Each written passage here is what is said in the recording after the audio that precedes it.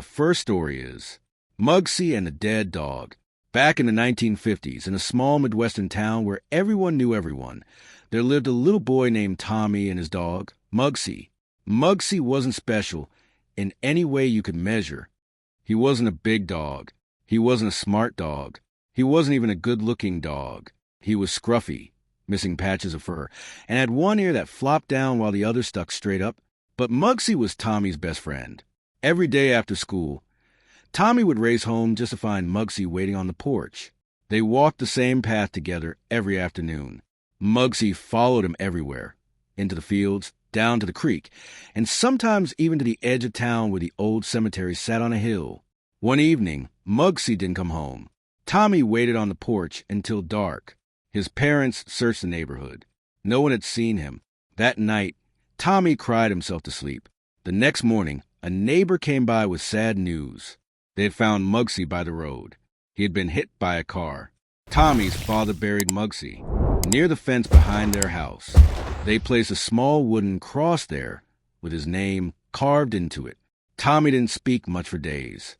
3 nights later, something strange happened. Tommy woke up to the sound of scratching at his bedroom window. Scratch, scratch, scratch. At first he thought he was dreaming. Then he heard a soft whimper. Mugsy, he whispered. He pulled back the curtain. There, standing in the moonlight, was Mugsy, dirty, wet, covered in mud, but alive. Tommy ran outside barefoot and dropped to his knees, hugging the dog. Mugsy, you're alive. You're alive. But when his parents came running out, they froze, because Mugsy looked wrong. The touch. His fur was stiff, and there was a deep wound on his side that hadn't healed. His mother whispered, "Tommy, that's not possible. We buried him." But Mugsy wagged his tail. He followed Tommy into the house and curled up at the foot of his bed, just like he always had.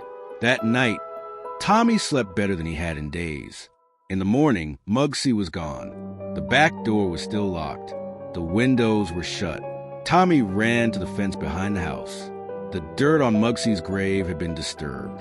The wooden cross had fallen over, and there were paw prints leading away and then stopping suddenly, as if Mugsy had simply vanished. Mugsy was never seen again. Years later, when Tommy was grown, he told the story on a television show, his voice shaking. "I don't know if it was really him," he said, "but I know what I felt. My dog came back to say goodbye. Some people say it was just a dream born from grief. Some say a different dog wandered into the yard that night, and some believe something else entirely. That love doesn't always understand death. And sometimes, just sometimes, a loyal dog finds his way home one last time." Story 2, lost phone. So I lost my phone. Last night, a friend rushed me out of the house to catch the opening act at a local bar's music night. After a few drinks, I realized my phone wasn't in my pocket. I checked the table we were sitting at, the bar, the bathrooms, and after no luck, I used my friend's phone to call mine. After 2 rings, someone answered, gave out a low, raspy giggle, and hung up. They didn't answer again. I eventually gave it up as a lost cause and headed home. I found my phone laying on my nightstand, right where I left it. After working a hard day, I came home to see my dead girlfriend sitting on the couch. Thank you for watching. Like, comment, subscribe.